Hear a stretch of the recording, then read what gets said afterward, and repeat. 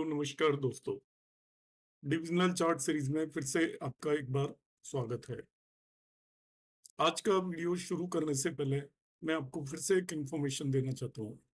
जो भी friend astrology से रिलेटेड किसी भी कोर्स को करना चाहते हैं, मैं एस्ट्रोलॉजी से रिलेटेड सभी कोर्सेज कराता हूँ। तो अलग अलग समय पर मेरे छोटे छोटे 10, 20, 15 क्लासेस के कोर्स शुरू होते रहते हैं।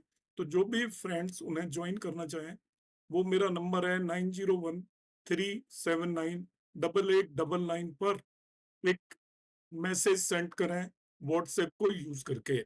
मेरे जो भी जब कोर्स शुरू होंगे उनके बारे में आपको इंफॉर्मेशन मिलती रहेगी। यदि आप ज्वाइन करना चाहेंगे तो आपको उसी समय पर इंफॉर्मेशन अवेलेबल होगी। जिस कोर्स को आप ज्वाइन करना चाहें कर सकते हैं, नहीं करना चाहें तो भी कोई बात नहीं है। आपको मैं उस पर्टिकुलर जो मेरा एक रजिस्ट्रेशन ग्रुप है उस पर अलग अलग तरीके के इंफॉर्मेटिव वीडियोस डालता रहता हूँ, उन्हें भी आप देख पाएंगे।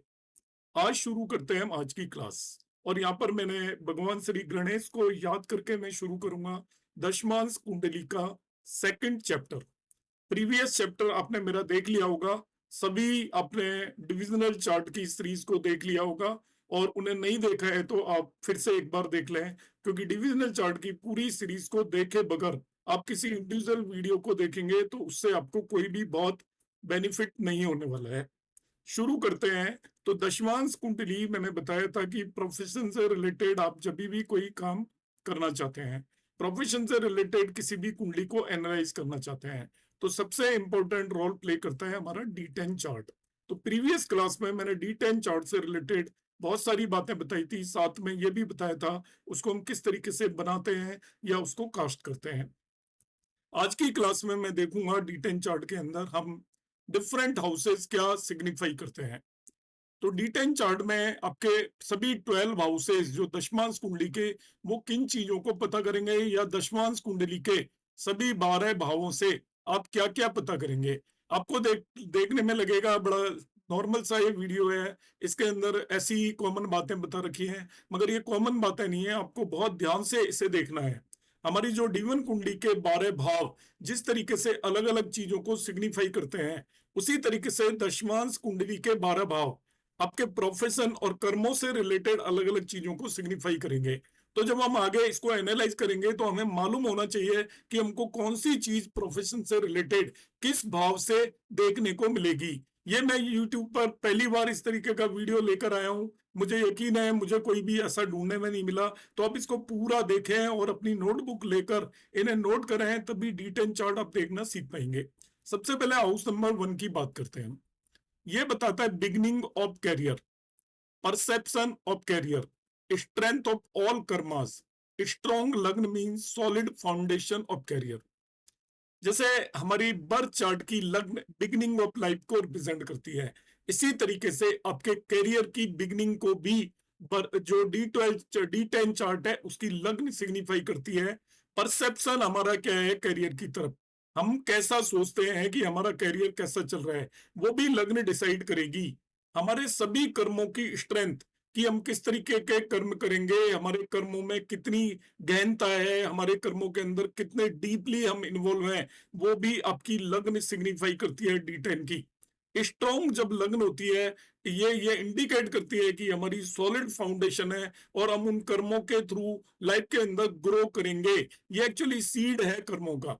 आपकी लाइफ के अंदर आप जो भी कर्म करोगे उन्हें हमें देखना है, उनकी शुरुआत जिसे हम बोलते हैं वो पहले भाव से देखेंगे। आप नौकरी करने जाओगे तो उसकी शुरुआत कैसी होगी, बिगनिंग कैसी होगी, वो देखना है। तो आपको D10 चार्ट की लग्न सिग्निफाई करेगी। अब मैंने प्रीवियस क्लासेस में कुछ बताया था लग्न के बारे में, अभी मेरे पास क्वेरीज आना शुरू हो जाएंगी, जी आपने पिछली बार ये बताया था, इस बार ये बता रहे हैं। आप उसे समझें, चीजों को आप समझेंगे नहीं तो डिविजनल चार्ट को समझने के लिए हमें अपने माइंड को खुला रखना है। मैंने कहा लग्न ये सिग्निफाई करती है प्रीवियस क्लास के अंदर कि हमारा मन लगेगा या नहीं लगेगा, इसका यही मतलब है। बिगिनिंग ऑफ कैरियर जब हम बिगिन करेंगे, एंड परसेप्शन ऑफ कैरियर का मतलब यही है कि हमारा परसेप्शन क्या होगा, कैरियर की तरफ हमारा पॉजिटिव परसेप्शन होगा तो हम मन लगाकर काम करेंगे।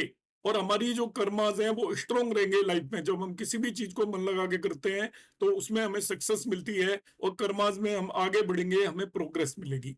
अब मैं बात करता हूं आपके D10 चार्ट के दूसरे भाव की। The resources of wealth, status and speech available for your career activities. अब जैसे हमारा D1 बर्थ चार्ट का दूसरा भाव हमारी वेल्थ को रिप्रेजेंट करता है, लिक्विड जो भी वेल्थ है उसे रिप्रेजेंट करता है, स्पीच को रिप्रेजेंट करता है, फूड को रिप्रेजेंट करता है, उसी तरीके से जो D10 चार्ट का दूसरा भाव है वो रिसोर्सेज ऑफ वेल्थ, जो भी वेल्थ के लिए हमारे पास रिसोर्सेज अवेलेबल होंगे उन्हें इंडिकेट करेगा। Status and speech available for your career, जो हमारी स्पीच का रोल होगा आप ऐसे मानकर चलें कैरियर में। दूसरा भाव ये बताएगा कि हमारी स्पीच का क्या रोल है कैरियर के अंदर, क्योंकि कैरियर में स्पीच का एक बहुत इंपॉर्टेंट रोल होता है। आप यदि कहीं काम कर रहे हैं, आप एक शॉप लेकर बैठे हुए हैं, आप बोलते अच्छे हैं, मीठे हैं, तो आपका प्रोडक्ट थोड़ा खराब है तभी भी पर्सन दोबारा आएगा। मगर आपको बोलने का तरीका नहीं है, आप अपना प्रॉपरली कम्युनिकेट नहीं कर पाते हैं। जैसे हम लोग एस्ट्रोलॉजर्स जो होते हैं, यदि वो कम्युनिकेट ही नहीं कर पा रहे हैं, अपनी बात को ठीक से रख ही नहीं पा रहे हैं, या उनको रखने का तरीका ही नहीं आता है, तो उसके पास दूसरी बार वो पर्सन आएगा नहीं। वो कितनी भी सही बात बता रहा है मगर वो कॉन्फिडेंटली नहीं बताएगा, तो स्पीच का बहुत इंपॉर्टेंट रोल है, तो दूसरे पर्सन को उस पर बिलीव ही नहीं होगा। तो आपको रिसोर्सेज ऑफ वेल्थ, जो भी प्रोफेशन के लिए जो भी वेल्थ चाहिए होगी, उसके रिसोर्सेज सेकंड भाव से पता चलते हैं। अब प्रोफेशन का मतलब केवल नौकरी करना नहीं है। जब मैं बिजनेस करूंगा तो मुझे वेल्थ चाहिए होगी प्रोफेशन के लिए, पैसे चाहिए होंगे, धन संपत्ति चाहिए होगी, तो वो आपको सेकंड हाउस से यहाँ पर पता चलेगा। तीसरा भाव, third house, that is also very important house for the professional point of view. Creativity and imagination towards profession, communication skill in career. Again तीसरा भाव ये बताएगा, एक्चुअली ये हॉबीज का भाव होता है, साथ में इमेजिनेशन का भी होता है, हमारे मेंटल इंक्लिनेशन को भी इंडिकेट करता है तीसरा भाव। तो आप जब भी कोई प्रोफेशन करते हैं, जो काम करते हैं, यदि आपके उसमें क्रिएटिविटी और इमेजिनेशन नहीं है तो आप सक्सेसफुल नहीं होंगे। आपको सक्सेसफुल होने के लिए आपके काम में क्रिएटिविटी चाहिए, हमें बदलाव करना पड़ेगा। बदलाव प्रकृति का नियम है, यदि हम बदलाव नहीं करेंगे तो आपका चलता हुआ काम भी रुक जाएगा। आप कोई भी काम कर रहे हैं उसमें आपको एक नयापन लाना पड़ेगा। आप देखते हैं कि जो लोग अभी नई नई, जिसे हम स्टार्टअप बोलते हैं, वो काम पहले से भी चल रहे होते हैं, लोगों के वो सारे काम अभी भी हो रहे हैं, मगर जो स्टार्टअप जो शुरू करता है उसके अंदर एक क्रिएटिविटी और इमेजिनेशन है। तो थर्ड हाउस आपके स्टार्टअप को भी रिप्रेजेंट करता है, और कम्युनिकेशन स्किल्स को भी ये रिप्रेजेंट करता है। थर्ड हाउस कम्युनिकेशन को भी इंडिकेट करता है। Second house is the speech and third house is the communication skills. अब आ जाते हैं फोर्थ हाउस के अंदर, sense of happiness and comfort from profession, inward emotional level of your work. तो हम जो भी काम कर रहे हैं उसके अंदर हमारा सेंस ऑफ हैप्पीनेस, मतलब हमें फील हो रहा है कि नहीं हो रहा है, उसमें हम कंफर्ट जोन में है नहीं, जो भी काम कर रहे हैं वो हमें कंफर्टेबल लग रहा है कि नहीं, उसके अंदर हम खुशी महसूस कर रहे हैं नहीं, चाहे हम कितना भी पैसा कमा रहे हो। मगर यदि हमें उसके अंदर से हैप्पीनेस नहीं हो रही तो हमें सेटिस्फेक्शन नहीं मिलेगा, हम परेशान होंगे, केवल हम अर्निंग पर बेस्ड होंगे। तो ओनली अर्निंग से कोई काम चलता नहीं है। अब तो sense of happiness and comfort for profession के लिए आपको ये देखना पड़ेगा an inward emotional level of your work, अंदर से हम उससे किस तरीके से अटैच्ड हैं ये भी ये बताएगा। हम कोई भी एक काम कर रहे होते हैं उसे हम छोड़ना नहीं चाहते। हमारी जीवन रोज के जो भी हमारा कब हो जाता है, जीवन पर्यंत हम उससे इतना अटैच हो जाते हैं कि हम उससे दूर नहीं जाना चाहते। वो फोर्थ हाउस रिप्रेजेंट करेगा। कई लोगों को दूसरी अपॉर्चुनिटी मिलती है मगर वो अपना जो भी काम होता है इनिशियली उससे वो इंटरनली इतने आत्मा से उससे लगाव हो जाता है कि वो उसको छोड़ना नहीं चाहते। तो वो भी फोर्थ हाउस ही आपका इंडिकेट करेगा। अब मैं बात करूंगा फिफ्थ हाउस की। प्रोफेशन में फिफ्थ हाउस का क्या रोल है? shrewdness in profession, your well wishers and who benefited from you in career। पांचवा भाव D10 का किस चीज को रिप्रेजेंट करता है? shrewdness होती है चालाकी। हम किसी भी प्रोफेशन को करते हैं तो उसमें हमें प्रोफेशन, क्योंकि ये कम्पिटेटिव एरा है आज की टाइम पर, तो उसको चालाकी को पॉजिटिव वे में लें। एक ही काम को 3 लोग कर रहे हैं, मगर एक पर्टिकुलर पर्सन का काम चलता है, बाकी दोनों का नहीं चलता। तो जिस पर्सन का काम चल रहा है उसके अंदर कुछ ना कुछ तो क्वालिटीज होंगी या कुछ चालाकी होगी, औरों के कंपैरिजन में वो चालाक होगा, श्रूडनेस होगा, उसको निटी-ग्रिटीज़ पता होंगी, उसको ये पता होगा कि मैं क्या करूँ जिससे कि मेरा प्रोफेशन चलेगा, तभी उसका चल रहा है। तो श्रूडनेस को 5th हाउस रिप्रेजेंट करता है। योर वेल विशर्स, जो भी आपके प्रोफेशन में वेल विशर्स हैं उनको भी 5th हाउस रिप्रेजेंट करेगा। मतलब जिनसे आपने फायदा उठाया और जिन्होंने आपसे फायदा उठाएंगे, वो सब 5th हाउस से हम यहाँ पर देखेंगे D10 चार्ट के, कि पांचवा भाव आपका कैसा है। तो उसके बेसिस पर हमें डिसाइड होगा कि हम कितना उसमें प्रोफेशन में अपने चालाक हैं, किस तरीके से हम काम करते हैं। क्योंकि आगे बढ़ने के लिए भी आपके अंदर श्रूडनेस होनी चाहिए, प्रोफेशन में सक्सेसफुल होने के लिए भी श्रूडनेस होनी चाहिए। यदि आप एक इन्वेस्टमेंट बैंकर हैं या आप शेयर मार्केट में इन्वेस्टमेंट कर रहे हैं, तो आप जब तक श्रूड नहीं होंगे, आप सक्सेसफुल नहीं हो सकते। जब हम शेयर मार्केट में काम करते हैं तो हम दूसरे लोगों से फायदा उठाते हैं, इसी तरीके से दूसरे लोग भी हमसे फायदा उठाते हैं। तो वो हम D10 चार्ट के 5वें भाव से देखेंगे। 6th हाउस इंडिकेट करता है rivalries in career, the obstacle which you face in service. तो आपके दुश्मनी को रिप्रेजेंट करेगा, क्योंकि ये आपका दुश्मनों का भाव होता है, छठा भाव। और जो भी परेशानी हम कैरियर के अंदर, सर्विस के अंदर फेस करेंगे, वो हमें छठा भाव बताएगा। तो 6th हाउस इंडिकेट करेगा the troubles in your profession, सभी तरह की ट्रबल्स को इंडिकेट करता है। 7th house associates in your profession, business partners. तो ये सभी लोगों को मालूम है कि 7th हाउस पार्टनरशिप का हाउस है। तो यहाँ पर D10 चार्ट का 7th हाउस बिजनेस पार्टनर्स को इंडिकेट करता है। एसोसिएट इन प्रोफेशन का मतलब ये है जो आपके साथ में है, वो पार्टनर नहीं है तभी भी वो इंडिकेट करेगा। इवन आप एक शॉप के अंदर काम कर रहे हैं, आपका कोई डिपार्टमेंटल स्टोर है, उसके अंदर जितने भी लोग काम कर रहे हैं, everything is represented by the 7th house. और आपकी डे टू डे एक्टिविटीज है, आपकी डे टू डे जो अर्निंग है, उसको भी 7वां भाव इंडिकेट करेगा। अब बात करेंगे हम 8th हाउस की। 8th हाउस आपको मालूम है ये हिडन एक्टिविटीज का हाउस होता है। जन्म कुंडली के अंदर भी 8वां भाव हिडन एक्टिविटीज का हाउस होता है, अंडर हैंड डीलिंग का हाउस होता है। तो यहाँ पर भी hidden activities related to profession को 8वां भाव इंडिकेट करेगा। अब प्रोफेशन जरूरी नहीं है कि सभी लोगों का फेयर प्रोफेशन हो, इलीगल भी काम करते हैं, कितने सारे लोग समाज में इलीगल काम करते हैं। तो उनकी हिडन एक्टिविटीज को 8th हाउस रिप्रेजेंट करेगा। Under hand dealing for gains in profession, कितनी अंडर हैंड डीलिंग होती है कि हमने कोई काम निकलवाना है, किसी को पैसा खिला दिया, कोई अपनी शॉप पास करवानी है, पैसा खिला दिया। इस तरीके से जो हम रिश्वत लेते और देते हैं, ब्राइबरी से रिलेटेड अंडर हैंड जो भी डीलिंग होती है, प्रोफेशन से रिलेटेड, नौकरी के लिए कितने लोग गवर्नमेंट ऑफिस के अंदर कमीशन या एक तरीके की रिश्वत देते हैं, वो सब अंडर हैंड डीलिंग है, वो 8th हाउस से रिप्रेजेंट होता है। Problem problem and end of career, new ways to get goals. तो एंड ऑफ कैरियर को भी 8वां भाव रिप्रेजेंट करता है। आपके कैरियर में जो भी प्रॉब्लम आएंगी, ट्रांसफर, पोस्टिंग, ऑफिस के अंदर जितनी भी टेंशन हैं, ट्रबल्स हैं, उनको सभी 8th हाउस रिप्रेजेंट करता है। And new ways to get goals, ये ट्रांसफॉर्मेशन का हाउस भी है। तो प्रोफेशन में ट्रांसफॉर्मेशन आप तभी लेकर आओगे जब आप कोई नए तरीके के सोचना शुरू करोगे। नॉर्मल वे पर जो हमारा रूढ़िवादी तरीके से जब तक आप सोचते रहोगे या कन्वेंशनल तरीके से सोचते रहोगे, तो प्रोफेशन के अंदर आपको नए गोल्स नहीं मिलेंगे।